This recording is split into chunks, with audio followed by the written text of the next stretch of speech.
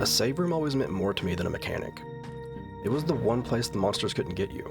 A place where you could stop for a second, breathe, and think about what you've been through, and get ready for whatever's outside the door.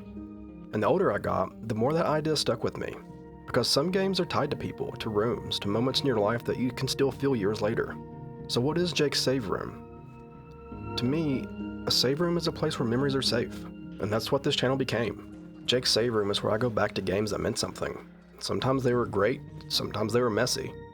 Other times they were overlooked, forgotten, or picked apart for every flaw they had, but even then, that's never really been the point for me, because a game can matter to someone for reasons that have nothing to do with scores. It could have been something that got you through hard times, or a game you played when life was just too much.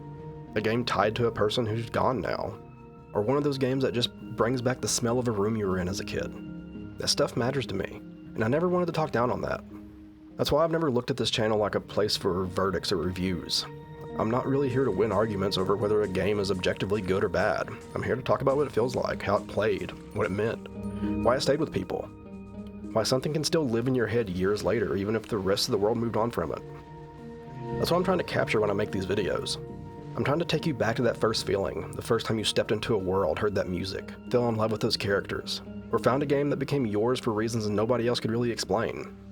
A lot of that comes from grief too, because memories fade and people disappear, places change. Parts of your life end, and one day you realize you can't go back to them the way you want to. I've lost a lot of people, and a lot of my memories with them are tied to games. That's part of why this matters so much to me. Some of these games hold pieces of those people, little moments I can still feel. So when I talk about preserving memories, that's what I mean. I'm trying to hold on to those moments. And I think a lot of other people are too. That's why this channel exists. Jake's Save Room is a place for games that carry memory, that meant something. Where even flawed games get treated with respect because they helped somebody at some point. They gave someone an escape, someone comfort. And I want this channel to be that for other people too. I want somebody to land here, look around, and wonder if I've covered that one game they remember that nobody else talks about anymore.